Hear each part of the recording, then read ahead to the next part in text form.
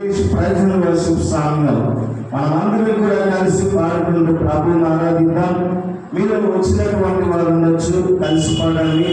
రానటువంటి వారు ఉంటే వాటిని వింటూ మరొకసారి కలిపి పాడడానికి మీరు మరి ఉపయోగిస్తూ మీ స్వరాలను బట్టి మరి అందరం కూడా చప్పట్లు కొడుతూ ప్రభువుని ఆరాధిస్తూ దేవుని వాక్యం కొరకు మనం సిద్ధపడతాం.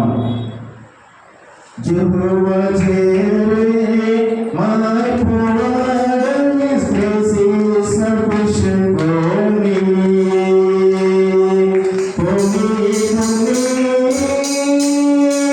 Jehovah Jireh is for me. Jehovah Jireh, my provider, His grace is sufficient for me. Jehovah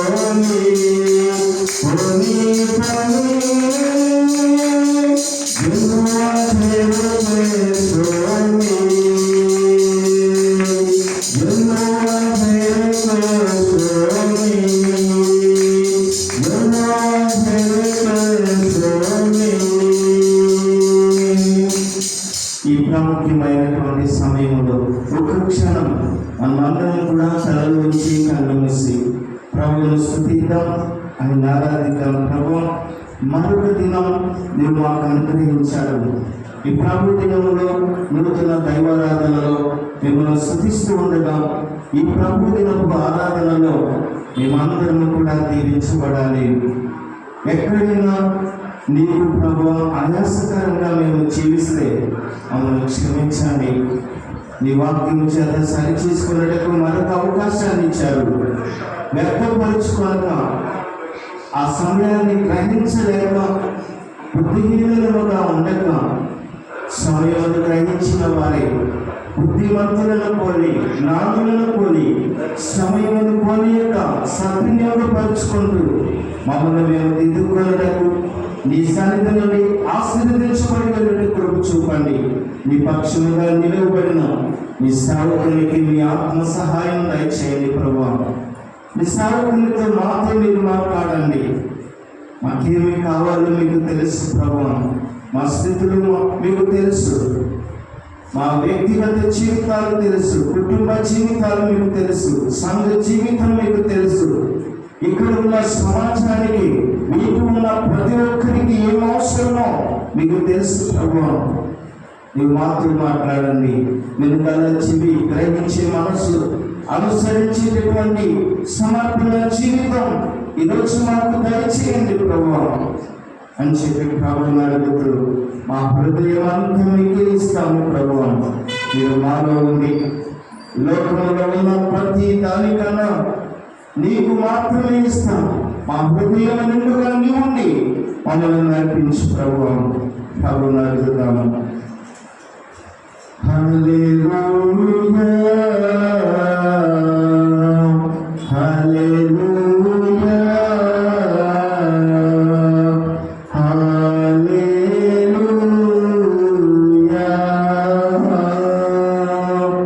హల్లెలూయా హల్లెలూయా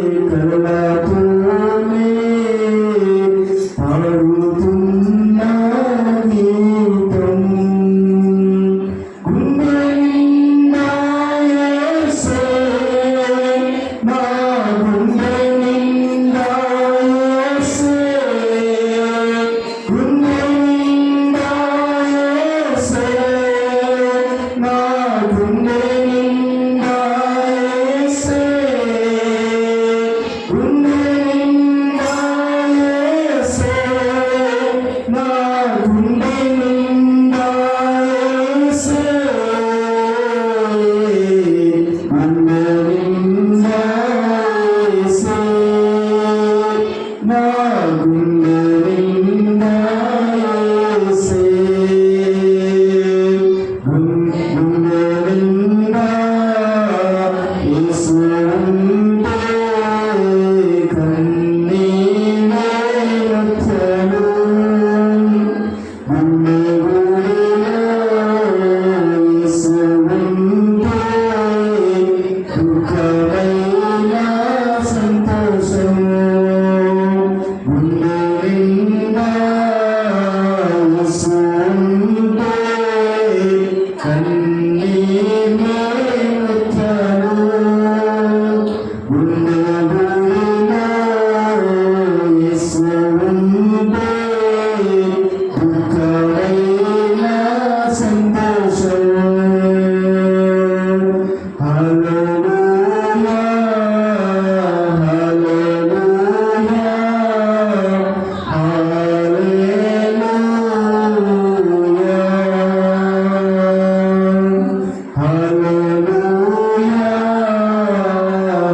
హల్లెలూయా, హల్లెలూయా,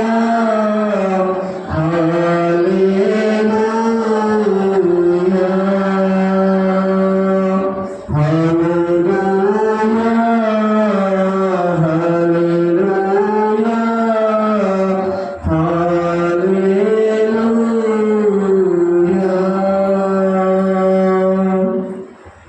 పరిశుద్ధుడు మా ప్రియ పరలోకపు తండ్రి, మీ ఉన్నతమైన ప్రశస్తమైన నామమునకు స్తోత్రములు చెల్లిస్తూ ఉన్నాం. జీవాధిపతి అయిన మా దేవ, మా బ్రతుకులను మీరు కనుకరించారు. సజీవుడమై మరొక శ్రేష్టమైనటువంటి నీ సన్నిధి వాక్యమును కలిగి మిమ్మల్ని ఆరాధించుటకు, ఆత్మతో సత్యముతో నిన్ను గణపరచుటకు మాకిచ్చిన ఈ శ్రేష్టమైనటువంటి సమయములకై నీకెంతో స్తోత్రములు చెల్లిస్తూ ఉన్నాం. నేను స్తుతించి ఆరాధించినటువంటి సంఘముగా నీ సన్నిధికి ఆసక్తితో వచ్చినటువంటి ప్రతి ఒక్కరిని బట్టి నీకెంతో స్తోత్రములు చెల్లిస్తూ ఉన్నాం. మా ప్రభువా, సంఘములకు శిరస్సుగా ఉన్నటువంటి దేవుడు, శిరస్సై ఉన్నటువంటి దేవా క్రీస్తు ప్రభువా, నీ సన్నిధి ప్రసన్నత ఈరోజు మా అందరితో పాటు ఉంచండి. ప్రతి కన్నీటిని తుడవండి, ప్రతి సమస్యకు సమాధానం ఇవ్వండి, ప్రతి విధమైన మా ప్రభువా గుండె బరువుతో వచ్చిన ప్రతి జీవితాన్ని, ప్రతి భారం మోస్తున్నటువంటి ప్రయాసపడుతున్న ప్రతి జీవితానికి ఈరోజు ఊరడించే నీ యొక్క దైవ వాక్యాహారము చేత ప్రతి జీవితాన్ని కూడా మీరు బలపరచండి. అలాగే సరైన చేతులను బలపరచండి. దైవ మాత్రమా ప్రతి హృదయాన్ని కూడా నీకు గుడిగా ఉండినట్లుగా ప్రతి హృదయాన్ని బాగు చేయమని ప్రార్థిస్తూ ఉన్నాను. ప్రతి జీవితాన్ని పరిశుభ్రపరచమని ప్రార్థిస్తూ ఉన్నాను. ఈరోజు మీ సేవకుడు మీ పక్షముగా నిలబడి ఉండగా మీ ఆత్మచేతలను నింపండి. బలమైన ఆత్మాభిషేకము చేత మీరు ఆశీర్వదించండి. మీ దాసుల నోటికి మీ మాటలను అందిస్తూ మీ స్వరాన్ని దయచేసి ప్రతి హృదయాన్ని కూడా మీరు దర్శించి, ప్రతి జీవితాన్ని కూడా మీరు దర్శించి, అనేక జీవితాలు క్రీస్తు వైపు ఆకర్షించబడినట్లుగా మీ దాసులు మాట్లాడినప్పుడు మీ దాసులు శిలువ మీద నిలబెట్టి మీ స్వరాన్ని వినిపించండి. నిన్ను చూసినట్లుగా ప్రతి మనోనేత్రాన్ని వెలిగింపచేయండి, తెరవచేయండి. ఏ ఒక్కరు కూడా ఆశీర్వాదం లేకుండా ఈ స్థలం నుంచి వెళ్ళకూడదు ప్రభా. ఏ జీవితం పెట్టుకోకుండా ఈ స్థలం నుంచి వెళ్ళకూడదు ప్రభా. మీకున్న వారు ఎదుర్కొని సంఘములో ఉన్న ప్రతి ఒక్కరు కూడా మీరే గ్రహించి దిద్దుకొని ఆశీర్వాదకరమైన జీవితాలతో మాకు వాళ్ళు చేరుకునేటప్పుడు చూపుమని మీరు కదా చెవి గ్రహించే మనసుతో అనుసరించేటటువంటి సమర్పణతో సిద్ధపరచండి. మీ వాక్యము ఆత్మచేతను, శక్తి చేతను, బలము చేతను, అధికారము చేతను బయలుదేరి మా మధ్య మీరు సంచరిస్తూ ప్రతి జీవితాన్ని కూడా దర్శించి మార్చి ఆశీర్వాదకరముగా చేయమని యేసు క్రీస్తు పరిశుద్ధమైన నామమున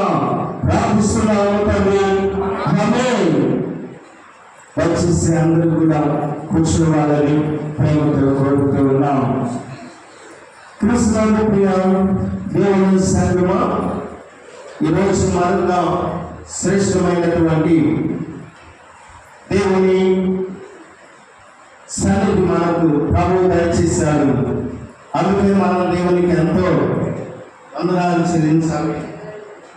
ఈ ప్రాముఖ్యమైనటువంటి సమయం ఎంతో ప్రాముఖ్యమైనది కనుక మనమందరం కూడా చాలా దేవుని యొక్క భయభక్తులతో దేవుని మాటలను వినడానికి మనమందరం కూడా సిద్ధపడదాం. గడిచినటువంటి 2 వారాలుగా రాసినటువంటి యోషియాను గురించిన విషయాలు దైవ గ్రంథంలో మనం ధ్యానిస్తూ ఉన్నాం. రాసినటువంటి యోషియా 8 సంవత్సరముల బాలుడు. 8 సంవత్సరాల బాలుడుగా ఉన్నప్పుడు రాజ్యం మీద పరిపాలన చేయడానికి రాజుగా నియమించబడ్డాడు. యూదా రాజులలో ఉన్న 20 మంది రాజులలో 16వ రాజుగా వచ్చాడు. ఈ 16వ రాజుగా వచ్చిన రాజైనటువంటి యోషియా 8 సంవత్సరాల బాలుడు. యూదా రాజులందరి యొక్క వయస్సును కనుక చూస్తే యోషియా అంత చిన్న వయసు ఏ రాజుకు ఉండదు. అతి చిన్న వయసులో 8 సంవత్సరాల బాలుడు. ఇక్కడ ఒకవేళ ఉంటే చూడండి, 8 సంవత్సరాల బాలుడు ఎలా ఉంటాడు. కనుక 8 సంవత్సరాల వయసులో ఉన్న బాలుడుగా రాజ్య సింహాసనాన్ని ఎక్కాడు. 16వ యూదా రాజు దక్షిణ రాజ్యానికి సౌత్ జెరూసలేముకు సంబంధించిన దక్షిణ రాజ్యాన్ని పరిపాలన చేయడానికి 16వ రాజుగా వచ్చిన యోషియా 8 సంవత్సరాలు. తండ్రి పేరు ఆమోను, రాజే. కానీ మంచి సాక్ష్యం లేదు. దేవుని ఎదుట చెడ్డవాడుగా జీవించాడు. తాతయ్య మనషే, ఆయన కూడా రాజే, కానీ దేవుని ఎదుట మంచివాడుగా జీవించలేడు. అలాగే తండ్రి తాత ఇద్దరు కూడా రాజులైనప్పటికీ, వారు కూడా యూదా రాజ్యానికి రాజులైనప్పటికీ కూడా దేవుని ఎదుట సరైనటువంటి వారుగా జీవించలేదు. యెహోవా ఎదుట చెడు మార్గ నడిచినటువంటి వారిలో తన తండ్రి ఉన్నాడు, ఆమోను. తన యొక్క తాతయ్య మనష్షే ఉన్నాడు. వీరిద్దరిని కూడా చూడకుండా తన యొక్క రాజుల యొక్క వంశంలో, యూదా వంశంలో మనష్షే కన్నా ముందు, ఆ తరువాత ముందు అలాగే లెక్క చూసుకుంటూ వెళితే మొట్టమొదటిగా యూదా రాజ్యాన్ని విడిపోకుండా ఉన్నప్పుడు, దక్షిణము ఉత్తరము 2 కూడా కలిసినప్పుడు 12 గోత్రాల ప్రజలు కలిసి ఉన్నారు. దాని యునైటెడ్ కింగ్డమ్ ఆఫ్ జెరూసలేం, యెరూషలేం యొక్క ఐక్య రాజ్యం అని పిలుస్తారు. అలా ఉన్నప్పుడు 3 రాజులు పరిపాలన చేశారు. ఐక్యంగా ఉన్నప్పుడు మొదటి రాజు సౌలు రాజు, 2వ రాజు దావీదు మహారాజు, 3వ రాజు సొలొమోను మహారాజు. అక్కడ వరకు కూడా వెతుక్కుంటూ వెళితే 2వ రాజుగా చెప్పబడిన దావీదు మహారాజు కనబడ్డాడు. దేవుని ఎదుట సరిగా చివరి వరకు కూడా, ప్రారంభం మొదలుకొని మరణం వరకు కూడా దేవుని ఎదుట నమ్మకంగా జీవించిన రాజుగా దావీదు మహారాజు మనష్షేకు కనబడ్డాడు. 8 సంవత్సరాల వయసులో నేను ఎవరిని మాదిరిగా తీసుకొని జీవించాలి, పరిపాలన చేయాలి, దేవుని ఎదుట నడుచుకోవాలి అని ఆయన ఆ యొక్క పరిశీలన ప్రారంభం చేశాడు. ఎప్పుడైనా గమనిస్తాం, 7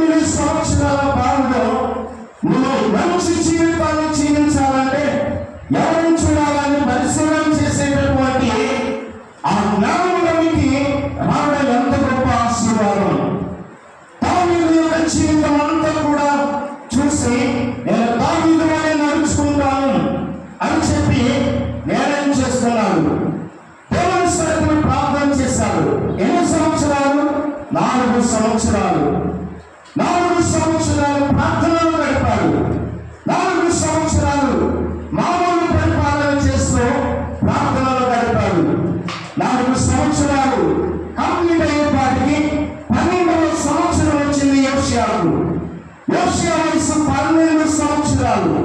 12 సంవత్సరాలు రాగానే ప్రారంభం చేశాడుగా. అసలైన పరిపాలన 4 సంవత్సరాల నుండి ప్రారంభం చేశాడు. సింహాసనం ఎక్కిన తర్వాత 4వ సంవత్సరం తర్వాత ప్రారంభం చేశాడు. 12 సంవత్సరాల పడిన వయసు. అప్పుడు యెరూషలేమును పవిత్రం చేస్తున్నాడు, ప్రజలను పవిత్రం చేస్తున్నాడు. పరిపాలనలో ఉన్నటువంటి అన్ని అపవిత్రమైనటువంటి వాటిని మార్చేస్తున్నాడు, పవిత్రపరుస్తున్నాడు. అప్పుడు అందరిలో కూడా ఏమొచ్చిందో తెలుసా? ఏంటి, ఎన్నో సంవత్సరాల నుంచి వాళ్ళ తాతల కాలం నుంచి పరిపాలన చేస్తున్న వాళ్ళు మార్చలేని వీళ్ళు మారుస్తున్నారు. వయసు చూస్తే 12 సంవత్సరాలే. 4 సంవత్సరాలు బాగానే ఉన్నారుగా, ఉన్నట్టుగా కొనసాగించారు. 4 సంవత్సరాలు అయిన తర్వాత యోషియాలో ఏమొచ్చింది? మార్పు. యెరూషలేములో, యూదాలో అందరూ కూడా మాట్లాడుకుంటున్నారు. ఇశ్రాయేలు రాజ్యం అంటేనేమో యెరూషలేము యొక్క ఉత్తర భాగం, అలాగే యూదా రాజ్యం అంటే యెరూషలేము యొక్క దక్షిణ భాగం. 2 భాగాల్లో ఉన్నటువంటి ప్రజలందరూ కూడా యోషియా గురించి మాట్లాడుకోవడం ప్రారంభం చేశారు. అతి చిన్న వయసులో రాజైనటువంటి యోషియా ఇంత గొప్ప మార్పులను ఎలా తీసుకొని వస్తున్నారు? నిజంగా చాలా మంది యోషియాకు సహాయించిన వారు ఉన్నారు. అయినప్పటికీ యోషియా దేవుని వైపు చూశాడు తప్ప తన తండ్రి, తన పితరులు దావీదు వరకు చూసి మనుషుల వైపు చూసిన కార్యాల వైపు ఏమాత్రము కూడా చెవినివ్వలేదు, అంగీకరించలేదు, వాటిని అనుమతించలేదు, వాటితో ఏకీభవించలేదు. ఈ పాపాలు యోషియా చేయలేదు. నిజంగా చిన్నవాడైనప్పటికీ కూడా ఎంత గొప్ప ఆత్మ సంబంధమైన జీవితాన్ని కలిగి ఉన్నారు. అలా బాగు చేస్తూ దేవాలయాన్ని కూడా బాగు చేయించారు. అప్పటి వరకు కూడా దేవాలయం ఇష్టానుసారంగా వాడబడింది. ఎక్కడ చూసినా విగ్రహాలు, ఎక్కడ చూసినా దేవుని యొక్క వాక్యానుసారమైన కట్టడాలు లేవు, ఆరాధన లేదు, అలాంటి పద్ధతులు లేవు. అప్పుడు ఆజ్ఞ ఇచ్చారు, దేవాలయాన్ని బాగు చేయండి. బాగు చేస్తూ ఉండగా దేవాలయంలో ఉన్నటువంటి అసహ్యకరమైన, హేయకరమైన వస్తువులను, విగ్రహాలను అన్నింటినీ కూడా తీసివేసి ఇవాళ దేవాలయం ఎలా ఉన్నారో అలా చేయడం కోసం మొత్తం కూడా బాగు చేస్తూ ఉండగా ఆ యొక్క దేవాలయంలో మోషే ద్వారా ఇశ్రాయేలు ప్రజలకు ఇచ్చిన ధర్మశాస్త్ర గ్రంథం బయటపడింది. ఆ ధర్మశాస్త్ర గ్రంథాన్ని తీసుకొని వచ్చారు. రాజైన యోషియాకు చదివి వినిపిస్తే వివరించకుండానే అర్థం చేసుకున్నారు. నిజంగా 4 సంవత్సరాలు దేవుని సన్నిధిలో ప్రార్థనలో ఎదిగితే అర్థమేంటో తెలుసా? దేవుని మాట వినగానే గ్రహించే శక్తి అభివృద్ధి అవుతుంది. వివరించకుండానే, ఉపదేశం చేయకుండానే గ్రహించే అంత స్థితిలోనికి 4 సంవత్సరాల ఆత్మీయ జీవితం యోషియా ఎదిగాడు. ఈ రోజున పౌలు భక్తుడు హెబ్రీయులకు రాసిన పత్రికలో అంటాడు కదా, కాలంలో బట్టి చూస్తే మీరు బాధకునిగా ఉండాలి, కానీ ఇప్పటికీ కూడా మూల పాఠాలు మీరు నేర్చుకోవాల్సినటువంటి ఆ స్థితిని కలిగి ఉన్నారు అని హెబ్రీ పత్రికలో విశ్వాసులను ఉద్దేశించి మాట్లాడతారు. 5వ అధ్యాయంలో 12వ వచనం నుండి 11 నుండి కూడా ఈ విషయాలు చెప్తారు. 11, 12 వచనాలు మన కనుక చదివితే ఏ స్థితిలో విశ్వాసులు ఎదగాలో చెప్తారు. అంటే యోషియా యోషియా ఇప్పుడు ఎలా ఉన్నారు? 11, 12 వచనాలు చెప్పినట్లుగా యోషియా కాదు. హెబ్రీ పత్రిక 5వ అధ్యాయం 11, 12 వచనాల్లో ఏమున్నాయో ఆ రీతిగా ఆశ్రితులే లేకుండా ఎలాంటి పరిపక్వత అయితే కావాలో ఆ రీతిగా ఎదిగారు. నిజంగా ఈ రోజున ప్రియమైనటువంటి వారు, దేవుని యొక్క బలమైనటువంటి వాక్యం మనం వినేటప్పుడు గ్రహించేటటువంటి శక్తి ఎక్కడి నుంచి వస్తుందో తెలుసా? రోజు నువ్వు దేవుని సన్నిధిలో ఎదిగితేనే అప్పుడు నీకు ఆ గ్రహింపు శక్తి నువ్వు పొందగలవు. దేవుడు ప్రతి ఒక్కటి కూడా గ్రహించేటటువంటి రీతిలో ఆయనను సిద్ధపరుస్తాడు. దేవుని స్వరాన్ని వినడం ఎప్పుడైతే నువ్వు నేర్చుకుంటావో దేవుని మాటలు గ్రహించేటటువంటి శక్తి, the understanding power of God, divine understanding power, గ్రహించేటటువంటి దైవికమైనటువంటి శక్తిని ఆయన అనుగ్రహిస్తాడు. ఈరోజు విశ్వాసులారా, దేవుని సంఘమా, కాలములను బట్టి నువ్వు రక్షించబడిన నాటి నుండి బాప్టిజం పొంది రక్షింపబడిన వాడు నీ ఆత్మీయ జీవితం ప్రారంభమైనటువంటి దినం, ఆత్మీయంగా నువ్వు జన్మించినటువంటి దినం. అప్పటి నుంచి కూడా నువ్వు ఎదుగుతూ ఉండాలి.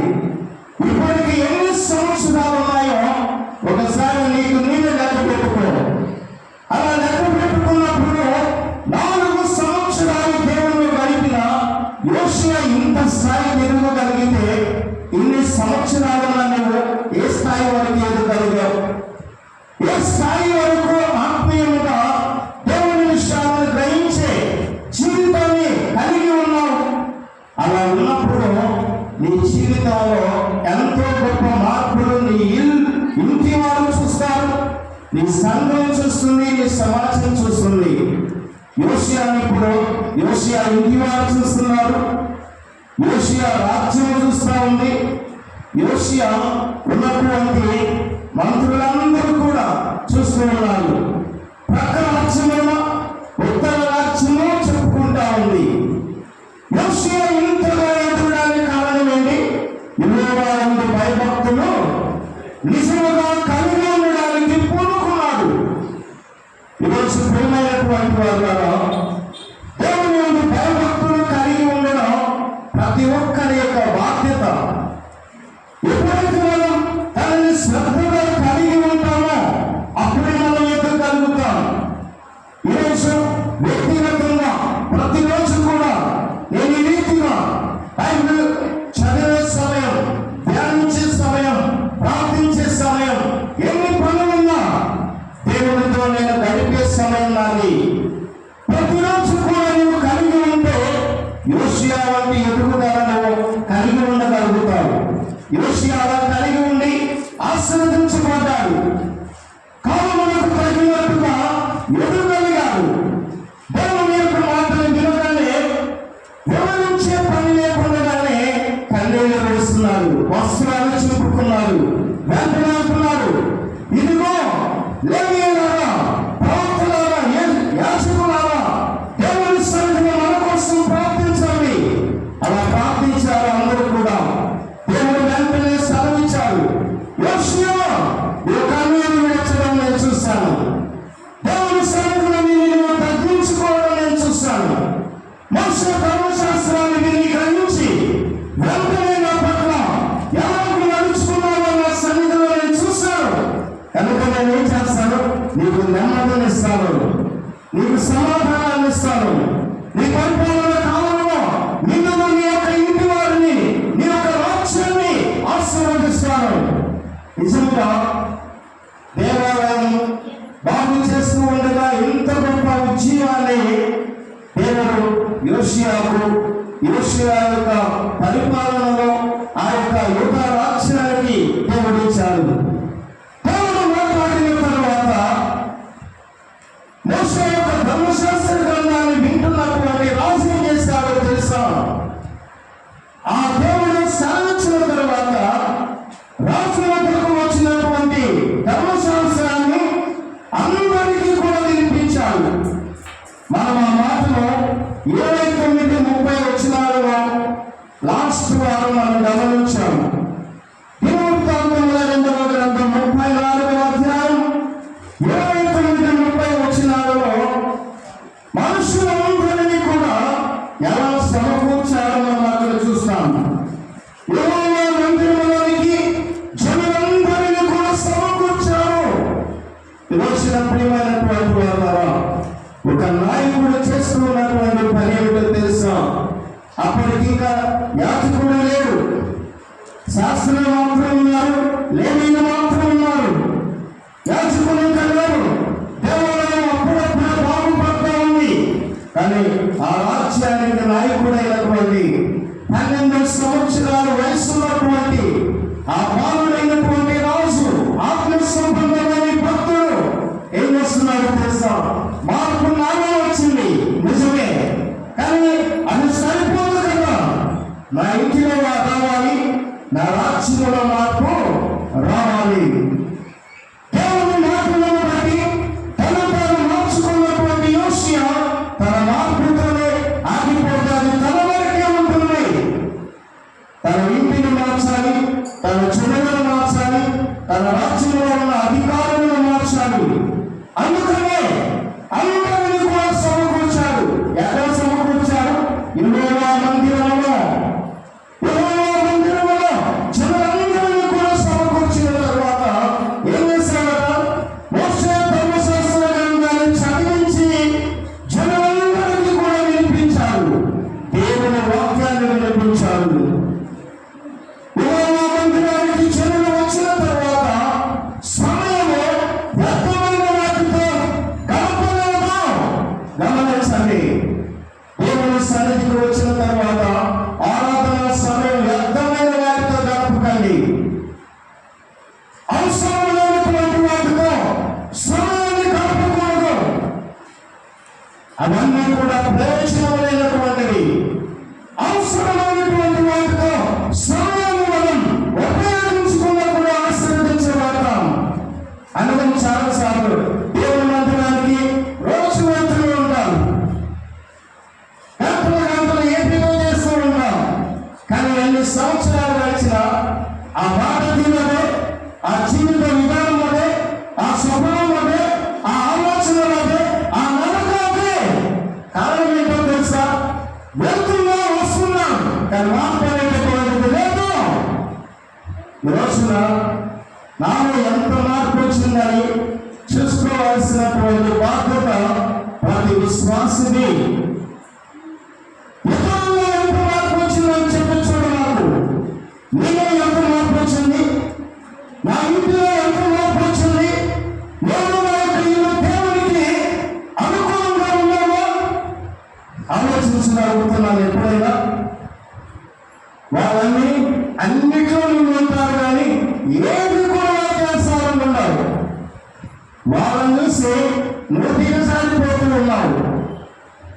దిగజారిపోయే వాళ్ళు ఎటు తిరిగి దిగజారిపోతూ ఉంటారు. పడిపోయే వాళ్ళు ఎటు తిరిగి పడిపోతూనే ఉంటారు. కానీ ఎదిగే వాళ్ళు ఎప్పటికీ కూడా ఎక్కడ ఉన్నా ఎదుగుతూనే ఉంటారు. చాలాసార్లు మనం ఎగ్జాంపుల్ చూస్తాం. నీటిలోనే తామరాకు ఉంటుంది, కానీ నీటి చుట్టూ పడగానే వెంటనే నీటి ఒట్టు బయటికి వెళ్ళిపోవాల్సిందే. ఏమాత్రం కూడా దాన్ని అంటుకుని ఉండలేదు.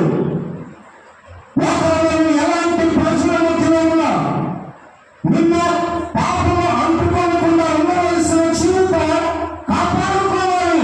యోషియా అదే చేశారు. రాజుకి ఎంతమంది సలహాదారులు ఉంటారు?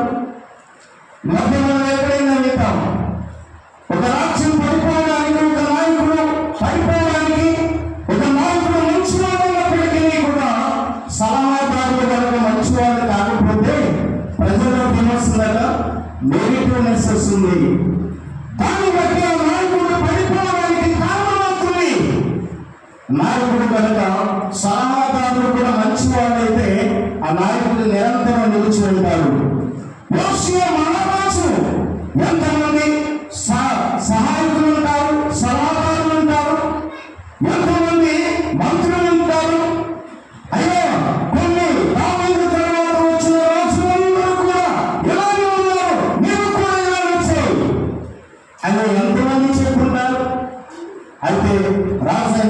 అంటున్నాడు, దావీదైనటువంటి రాజు చేసినటువంటి క్రియల ప్రకారంగానే జరగాలి. రాజు గ్రహించేటటువంటి వాడిగా ఉన్నప్పుడు, మొట్టమొదట కుటుంబ యజమానుడు సత్యాన్ని గ్రహించినప్పుడు ఆ కుటుంబాన్ని సత్యములో నడిపించగలడు. సంఘములో నాయకులైనటువంటి వారు దేవుని వాక్య సత్యాన్ని గ్రహించినటువంటి వారు అయినప్పుడు ఆ సంఘము దేవుని సత్యములో నడిపిస్తుంది.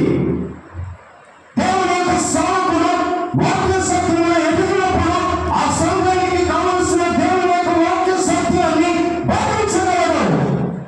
ఒకవేళ ఎదిగించలేకపోతే, ఎదగలేకపోతే వారు నడిపించలేడు, ఈయన బోధించలేడు. రెండు కలిస్తే దేవుని యొక్క శాపం, దేవుని యొక్క కోపం రగులుకుంటుంది. యోషియా చేసినటువంటి కార్యం సత్యాన్ని గ్రహించాడు. వాక్యాన్ని చదవడం వినడం కాదు, వాక్యంలో ఉన్నటువంటి సత్యాన్ని గ్రహించి ఆ సత్యాన్ని అనుసరించే కృప జీవితంలో కలిగి ఉండాలి. యోషియా కలిగి ఉండి ఏం చేశాడో తెలుసా? నా మట్టుకు మాత్రమే కాదు, నా కుటుంబము, నా మంత్రులు, నా సహకారులు, నా రాజ్యంలో ఉన్న ప్రజలందరూ కూడా ఇలా అనుసరించాలి. గొప్ప తీర్మానం చేశాడు. అందరినీ కూడా యెహోవా మందిరానికి తీసుకొని వచ్చాడు. సమయం ఏమాత్రమో కూడా వ్యర్థం కానియలేదు. వెంటనే దేవుని యొక్క వాక్యాన్ని ప్రకటింపజేస్తున్నాడు. ఎంత సమయం ఉంటే అంత సమయం దేవునికి ఇవ్వాలి. కానీ మన వ్యక్తిగతమైన లేకపోతే ఇతరత్ర అడ్మినిస్ట్రేషన్ సంబంధమైనటువంటి సమయాలను మనం తక్కువ సమయాన్ని ఉపయోగించుకోవాలి. దేవునికి ప్రార్థించడంలో, వాక్యములు వినడంలో, ఆత్మ సంబంధమైన జీవితాలను కట్టుకోవడంలో ఎక్కువ సమయం ఆరాధనలో దేవునికి ఇవ్వాలి. యోషియా చేశాడు, అందరినీ సమకూర్చాడు. వెంటనే వాక్యాన్ని ప్రకటింపజేశాడు. వాక్యాన్ని విన్న తర్వాత వాక్యం చదవడం కంప్లీట్ అయిపోగానే లేచి నిలబడి ఏమంటున్నారు తెలుసా?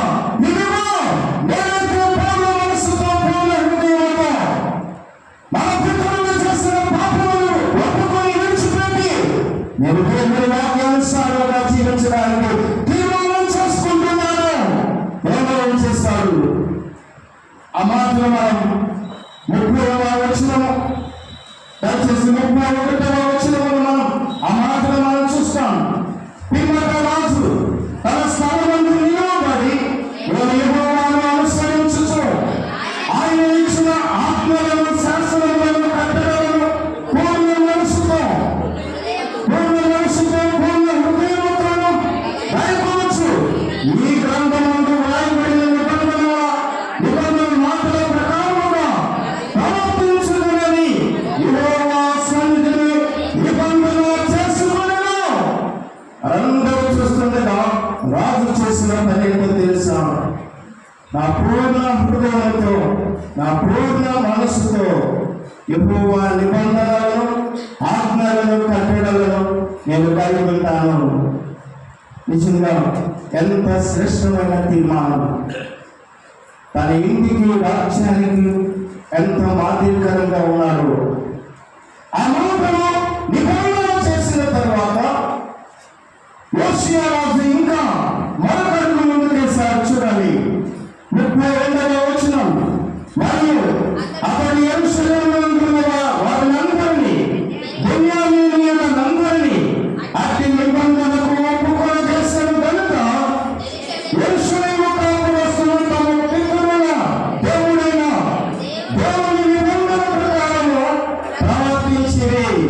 మరొక మాటలు కూడా మనం రాజుల 2వ గ్రంథం 22వ అధ్యాయము, రాజుల 2వ గ్రంథము 22వ, దయచేసి 23వ అధ్యాయం, రాజుల 2వ గ్రంథం 23వ అధ్యాయములో ఈ మాటను మనం చదువుకోగలుగుతాం.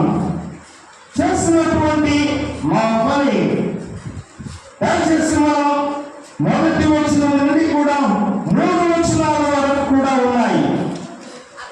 ఈ 3 వచనాలలో మనం విన్నటువంటి విషయాలన్నీ కూడా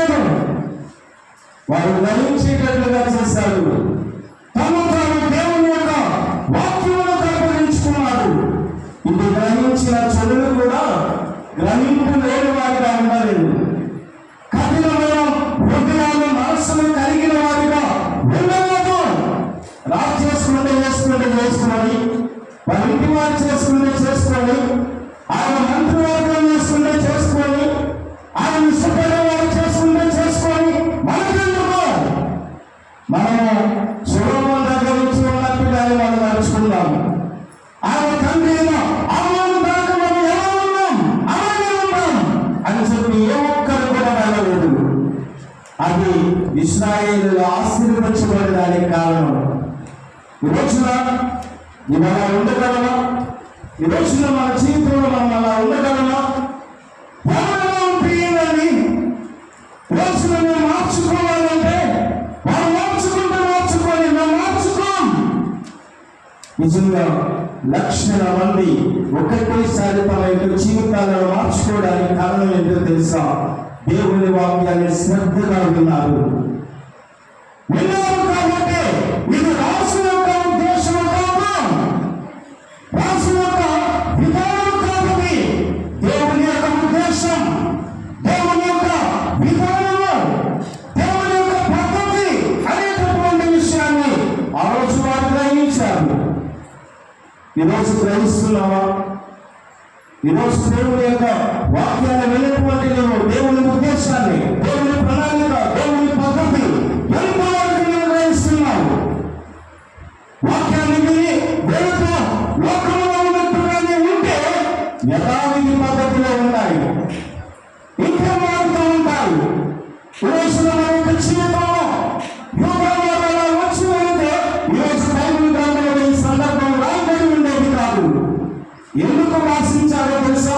వారంలో కూడా సమర్థించి మార్చుకున్నారు, అంగీకరించారు.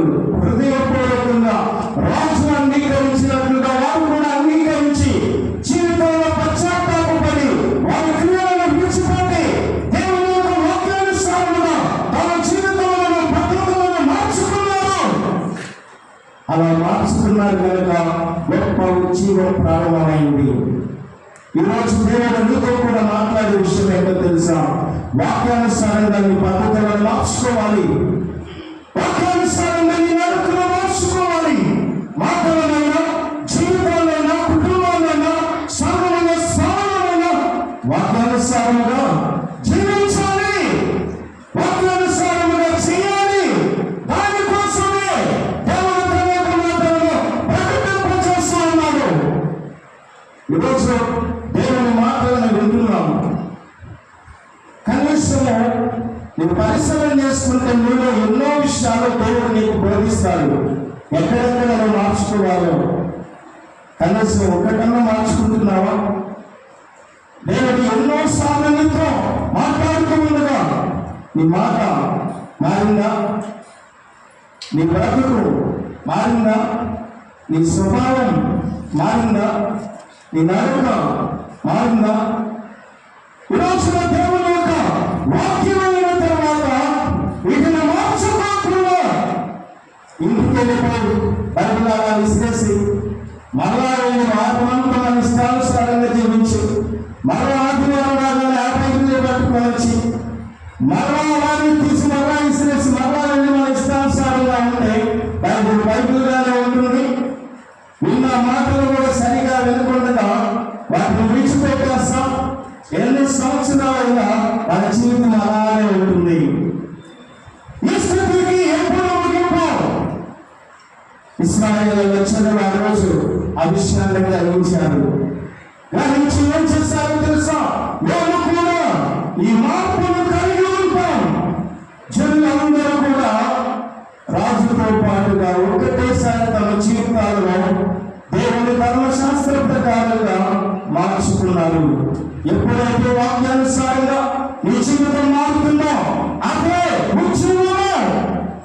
చాలాసార్లు అంటాం ఆ సంఘంలో ఏం కావాలంటే ఉద్యోగం కావాలండి, ఏ పనులు జరగాలని ఏం కావాలట? ఉద్యోగం. ఉద్యోగం ఎక్కడ వస్తుందో తెలుసా? వాక్యానుసారంగా నువ్వు మారడమే ఉద్యోగం. అందుకనే ఒక మంచి డెఫినేషన్ భక్తులు చెప్పారు. Turning to God, turning to God, turning to God's side is the revival.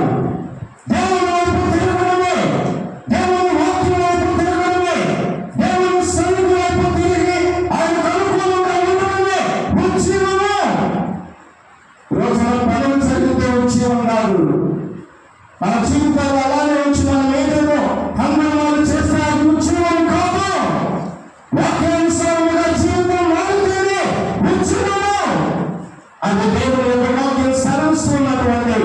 మాట. మనం ఏమి చేసినప్పటికీ కూడా దేవుని వాక్యానుసారంగా మార్చబడి మనం చేసినప్పుడు దేవుడు సంతోషిస్తాడు. అందుకని మీ జీవితంలో మారాలి, వాక్యానుసారంగా మారాలి, నడుచుకోవాలి, వాక్యానుసారంగా ఫలించాలి, వాక్యానుసారంగా. ఈరోజు మన యొక్క జీవితాలు ఎప్పుడైతే అలా ఉన్నాయో వాక్యానుసారమైన దేవుని యొక్క సేవను మనం చేయగలుగుతాం. యోషియా కాలంలో దేవాలయంలో జరిగినటువంటి కార్యాలు కనుక చూస్తే అంతకు ముందు తన తండ్రి తాత అంతకు ముందు ఉన్నటువంటి వారిలో కూడా జరిగినటువంటి గొప్ప పరిశుద్ధమైన కార్యాలు చేశారు. ఎంతకు ముందు కూడా జరిగాయి. ఎలా జరిగాయో తెలుసా? వాక్యానుసారంగా లేకుండా జరిగాయి. దేవుడు ఏ వాక్యమైతే విసర్జించారో, దేవుని చెప్పారో వాటిని ప్రతి చేశారు. ఎంతకు ముందు యోషియాకు ముందు ఉన్నటువంటి రాజులు. కానీ యోషియా చేసింది ఏంటో తెలుసా? వారు చేసిన దేవుని వాక్యానుసారంగా హేయమైన వాటన్నిటినీ కూడా తీసివేసి చేశారు. అందుకనే దేవునికి గొప్ప మహిమ వచ్చింది. ఏమని సాక్ష్యం పొందారో తెలుసా? యోషియా చేసినటువంటి కార్యం అంతకు ముందు ఎప్పుడు కూడా జరగనటువంటిది. వైపు చూసి అనుసరించడంలో, ఉద్యమంలో కలిగి ఉండడంలో యోషియా కాలంలో జరిగినటువంటి కార్యాలు ఇంతకు ముందు ఎన్నడూ కూడా జరగలేదు. ఎంత గొప్ప సాక్ష్యాన్ని కలిగి ఉన్నారు. ఈరోజు సుప్రమైనటువంటి వాళ్ళ తను మారాడు, తన రాజ్యాన్ని మార్చాడు, అలాగే దేవాలయాన్ని కూడా పరిశుద్ధపరిచారు. దేవుని వాక్యములకు అంగీకరించి రాజు కానీ రాజ్యంలో ఉన్న ప్రతి ఒక్కరు కూడా దేవుని మాటను సమర్థించి జీవించేటట్లుగా తీసుకొని రాగలిగారు. ఇదే ఉద్యమం. దేవుని వాక్యములకు లోబడి వాక్యానుసారంగా మేము జీవిస్తూ చేస్తాము అన్నదే ఉద్యమం. వాక్యానుసారమైన జీవితాలు మార్చుకోకుండా ఏ కార్యాలు దేవుని చేసిన ఉద్యమం కాదు. ఎప్పుడు పతనమవుతుందో కూడా తెలియదు. కానీ వాక్యానుసారంగా మనం ఉండి చేసే కార్యాలు తరతరాలు ప్రభు వచ్చినంత వరకు శాశ్వతంగా నిలిచి ఉంటాయి. కావాలంటే తెలుసా? మనం దేవుని యొక్క వాక్యానుసారంగా మొట్టమొదట మనం మార్చుకున్నాడు కనుక దేవుడు పనుల వలన లేకపోతే గొప్ప గొప్ప కట్టడాల వలన సంతోషించేవాడు కాదు. అలా సంతోషిస్తే సొలొమోనును ఎంతగా సంతోషించాలి. సొలొమోను ఆ దేవాలయం ఇప్పటికి కూడా నిలిచి ఉండాలి. పునాదులు ఆకాశం అంతేంత వరకు నేలని బంగారంతో పొడిగించి కట్టాలి. ప్రపంచంలో ఇప్పటికీ కూడా ఆ మందిరం కట్టినట్లుగా ఏ మందిరం ఈ రోజు కూడా కట్టబడలేదు. మన వార్తల్లో ఉంటా ఉంటాం. అక్కడ అంత బంగారం ఇంత బంగారం ఉంది. ఆ దేవాలయం ముందు ఏది కూడా ఈ రోజు కూడా సరిపోదు. అంత లెక్కించడానికి వీలు కానటువంటి గొప్ప మందిరం కట్టాడు. అని దేవుడు ఏమన్నాడు? దాని వలన నేను సంతోషించేవాడిని కాదు సొలొమోను, నీ యందు నేను సంతోషించేవాడను. సొలొమోను పాపమంత వరకు కూడా దేవుడు సంతోషించాడు. సొలొమోను ఎప్పుడైతే తొలగిపోయారు, భార్యలను బట్టి అన్ని దేవతలను ఆరాధించాడు, విగ్రహ ఆరాధన వైపు వెళ్ళిపోయాడు. సొలొమోను నువ్వు కట్టిన దేవాలయం పడిపోతుంది, జాగ్రత్త. కొంతకాలం గడిచిన తర్వాత బబులోను రాజ్యం వచ్చింది. యెరూషలేము మొత్తాన్ని, దేవాలయం మొత్తాన్ని కూల్చిపడేసింది. బంగారం మొత్తం పట్టుకొని పోయింది. 10 మంది యవనస్తులను బందీలుగా చేసుకుని వెళ్ళిపోయింది. దానికి పనికిరానటువంటి అభాగ్యులు మాత్రమే ఆ యొక్క యెరూషలేములో ఉన్నారు. బలమైన వారంతా కూడా ఎక్కడికి వెళ్ళిపోయారో తెలుసా? బబులోనుకు పట్టుకొని వెళ్ళిపోయినారు. చేత వెళ్ళి చాకరీ చేస్తున్నారు. కారణం దేవుని వాక్యములకు ఎప్పుడైతే మనం అవకాశం ఇవ్వమో, ఈరోజున ఎప్పుడైనా మన యొక్క జీవితంలో దేవుని యొక్క వాక్యానుసారంగా మనం నిలువబడితే ఆశీర్వదించబడతాం. అందుకని అంటాడు, లోకము దాని ఆశ గతించిపోవను కానీ నా మాటలు నిరంతరం కూడా నిలిచి ఉంటాయి. నా చిత్తం ప్రకారంగా జీవించేవాడు నిరంతరం కూడా నిలిచి ఉంటాడు. ఈరోజు ప్రియమైనటువంటి వారు, ఎప్పుడైతే ఆ నాయకుని యొక్క ఒక్క తీర్మానం అందరూ కూడా గ్రహించారో, మనసు పెట్టి గ్రహించారు, హృదయంతో సంపూర్ణంగా గ్రహించారు. అందుకే వాళ్ళందరూ కూడా ఒక్కసారి పూర్ణ మనసుతో పూర్ణ హృదయంతో యెహోవాను అంగీకరించారు. వారి జీవితంలో మార్చుకున్నారు. మిగతా కూడా గొప్ప అద్భుతాలు జరిగాయి కూడా. వారంత గొప్ప కార్యాలు చేయడానికి కారణం మొట్టమొదటిగా వారి జీవితాన్ని వాక్యానుసారంగా కట్టుకున్నారు. ఈరోజు ప్రియమైన సహోదరి సహోదరుడా, అవనస్తులారా, పురుషులారా, స్త్రీలారా, దేవుని సంఘమా, దేవుని వాక్యాన్ని వింటున్న ప్రియ స్నేహితులారా, దేవుని వాక్యానుసారంగా నీ యొక్క జీవితాన్ని మొట్టమొదటిగా కట్టుకో. వాక్యానుసారంగా నిలబడడం నేర్చుకో. ఆ తర్వాత ఎన్నడూ జరగనటువంటి గొప్ప కార్యాల కొరకు, శాశ్వతంగా నిలిచి ఉండే దేవుని యొక్క కార్యాల కొరకు ఆయన వాడుకుంటారు. ఈరోజు ప్రియమైనటువంటి వారు, ఎప్పుడైతే ఈ కార్యం చేశారో ఆ జనులు ఇంకా ఎలా జీవించారో చూడండి. యోషియా యొక్క జీవితంలో ఆ పరిపాలన కారణంతటిలో కూడా ఆ జనులు ఎలాగో జీవించడం ప్రారంభం చేశారో, వారు మనస్ఫూర్తిగా మారారు అనడానికి ఒక ఆధారం ఏంటో తెలుసా? దినవృత్తాంతముల 2వ గ్రంథం 34వ అధ్యాయం 33వ వచనం.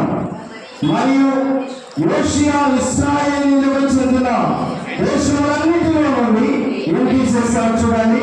హేయమైన విగ్రహములన్నిటినీ తీసివేసి, ఈ హేయమైన విగ్రహాలు ఎవరు పెట్టారు? అక్కడి నుంచి వాళ్ళందరూ పెట్టుకుంటూ వచ్చారు. కాబట్టి తన తండ్రి వాళ్ళకు కూడా హేయమైన విగ్రహాలు ఉన్నాయి. ఆ క్రియలను మార్చివేశాడు, ఆ పద్ధతులను మార్చివేశాడు, వాక్యానుసారంగా సంస్కారం చేశాడు, తీసివేసి ఏం చేశాడు చూడండి. ఇశ్రాయేలీయులందరూ తమ దేవుడైన యెహోవాను సేవించినట్లు చేశాను. ఏం చేశాడట? తమ దేవుడైన యెహోవాను మాత్రమే సేవించాలి. అలాగే వారిని నడిపించాడు. దేవుని సంఘములో ఉన్న కాపరి యొక్క బాధ్యత ఏమిటో తెలుసా? యెహోవాను మాత్రమే సేవించినట్లుగా నడిపించడం. సంఘంలో ఉన్నటువంటి కమిటీ సభ్యులు, ప్రతి కమిటీ యొక్క సభ్యుల బాధ్యత ఏమిటో తెలుసా? దేవుని మాత్రమే సేవించినట్లుగా నడిపించడం. అందుకనే వారు దేవుని యొక్క వాక్యానుసారమైనటువంటి వారుగా, దేవుని వాక్యంలో ఎదిగినటువంటి వారుగా, దేవుని ఆత్మను కలిగినటువంటి వారుగా ఉండాలి.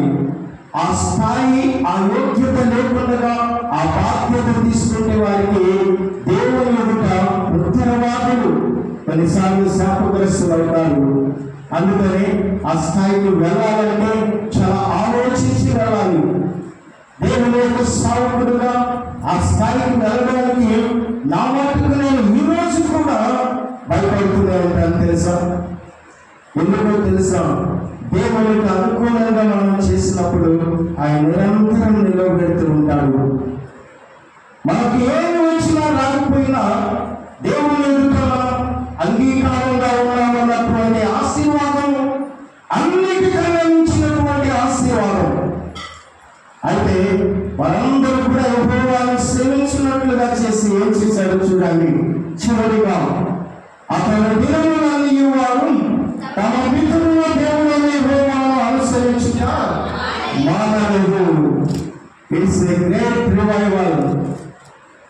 అతని ముందున్నటువంటి వారి దినములలో హేయమైనటువంటి క్రియలతో, విగ్రహములతో యెహోవాను సరిగా అనుసరించలేదు. కానీ అతని దినములలో దాదాపుగా అతను పరిపాలన చేసినటువంటి దినములను మన 34వ అధ్యాయములో మొదటి వచనములో చూస్తాం. యోషియా ఏలనారంభించినప్పుడు 8 ఏళ్ల వాడై యెరూషలేములో 31 సంవత్సరము 8 సంవత్సరముల వాడై 31 సంవత్సరములు పరిపాలన చేశాడు. 4 సంవత్సరాలు ప్రార్థన చేశాడు.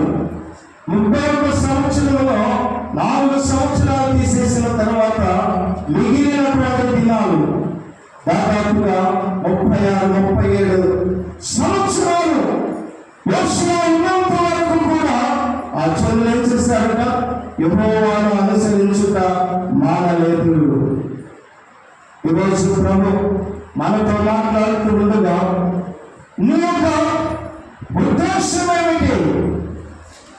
ఈ రోజున దేవుని యొక్క వాక్యాన్ని వినగా నీవెలా ఈరోజు దేవుని ఎదుట ఎలాంటి స్థితిలో ఆయన నిన్ను చూస్తూ ఉండగా, మనల్ని చూస్తూ ఉండగా ఏ స్థితిలో దేవుని కనబడుతున్నాం? యోషువ తన జీవితంలో తన దేవుని అనుసరించడం మానలేదు. తన జీవిత దేవులన్నిటిలో కూడా ఏం చేశారట? జనులైనటువంటి ఇశ్రాయేలీయులందరూ యెహోవాను అనుసరించినట్లుగా చేశాడు. ఇంత 8 సంవత్సరాల బాలుడిలో దేవుడు ఇంత గొప్ప ఉత్సవాన్ని తీసుకొని వచ్చారా? కారణం ఏంటి? యోషువ కంటే పెద్ద వయసు ఉన్నటువంటి వారు వచ్చారు, కానీ వారేమి కూడా ఇలాంటి కార్యాలు చేయలేదు. కారణం ఏంటో తెలుసా? దేవునికి లోబడి ఆయన చెప్పినట్లుగా చేయడం, జీవించడం ప్రారంభిస్తే వయసుతో సంబంధం లేదు. దేవుని వాడుకోవడం ప్రారంభిస్తాడు. చాలాసార్లు మన జీవితంలో దేవుడు చెప్పినట్లుగా చేయుట మన సమయం వచ్చినప్పుడు మనం చేయాలి. దేవుడు ఒకవేళ మనను ఆ స్థలానికి తీసుకుని వెళ్ళకపోతే, ప్రభు మన వాడుకునేటటువంటి సమయం ఇంకా ముందుందేమో, దాని కొరకు నేను ఎంత సిద్ధపరచాలో అంతగా సిద్ధపరచు అని చెప్పి వెనుకున్నటువంటి వారు సిద్ధపడాలి. వెనుకున్నటువంటి వారు వచ్చిన తర్వాత ఏం చేయాలి? ముందున్న వాళ్ళు చేసిన భక్తిహీనత క్రియలో అనుసరించకుండా చేయాలంటే వారు ఎదిగిన వారే ఉండాలి. వారు ఎదుర్కొన్న వచ్చారని ఏం చేస్తారు? ముందున్న వారి కన్నా ఇంకా భయంకరంగా ఉంటారు. అందుకని యూదరాజ్యం విడిపోవడానికి కారణం కూడా అదే. రెహబాము, యెరోబాము, సొలొమోను తర్వాత రాజులుగా వచ్చిన వాళ్ళు విడిపోయిన రాజ్యాలు. రెహబాము సొలొమోను కుమారుడు. ఏమంటారో తెలుసా? నా చిటికెల వేలు నడుము కన్నా గొప్ప బరువు కన్నా కూడా నా చిటికెల వేలు బరువు ఎక్కువ అంటాడు. ఈ రోజున ఆ ఒక్క మాట విడిపోవడానికి కారణమైంది. యెరోబాము బాగా క్రూరమైనటువంటి వాడు. రావడానికి కారణం ఏంటో తెలుసా? ప్రజలలో ఉన్న భక్తిహీనత. ఈరోజు గమనించండి, ఇన్ని సంవత్సరాలు గడిచిన తర్వాత యోషువ వీటన్నిటి విషయంలో ప్రజలు దేవుని వాక్యానుసారంగా గ్రహించేటట్లుగా నడుచుకున్నారు, నడిపించారు. తీర్మానానికి నడిపించి ప్రజలందరూ కూడా యెహోవాను అనుసరించుట నేర్పించాడు. ఎలా అనుసరించారు? పూర్ణ మనసుతో, పూర్ణ హృదయంతో. ఇవాళ దేవుడిని అనుసరించాలో తెలుసా? పూర్ణ మనసుతో, పూర్ణ హృదయంతో. తలలు ఉంచుకుంటుగా ప్రార్థన చేసుకుందాం. ఈరోజు ప్రియమైనటువంటి వారు, దేవుని వాక్యాన్ని విన్నటువంటి ఏ ఒక్కరు కూడా నీ జీవితాన్ని చూసుకోకుండా వెళ్ళిపోతే, ప్రతి ఒక్కరు కూడా నీ జీవితాన్ని గురించి ఒక్క మాట ఆలోచిస్తావా? దేవుని యొక్క వాక్యాన్ని విని మార్చుకోకుండా వెళుతున్నావా? మార్చుకొని వెళుతున్నావా? ఈరోజు నా కుటుంబాల్లో యజమానులుగా ఉండవచ్చు. దేవుని వాక్యంలోకి నీవు స్థలం లేకుండా వెళుతున్నావా? ఆలోచన చేయి, ప్రార్థన చేసుకుందాం. తలలో ఉంచినట్టుగా దేవుని వాక్యాన్ని విన్న తర్వాత వీరందరూ కూడా దేవుని అనుసరించడానికి సమర్థించిన వారై దేవుని కార్యాలు ఎంతో గొప్పగా చేశారు. ప్రభు, ఒక్కసారి నాకు సహాయం చేయ ప్రభు. పూర్ణ హృదయంతో, పూర్ణ మనసుతో నిన్ను అనుసరించడానికి, నాలో ఉన్న భక్తిహీనతను విడిచిపెట్టడానికి, నిన్ను కలిగి ఉన్నటువంటి ప్రతి భక్తిహీనత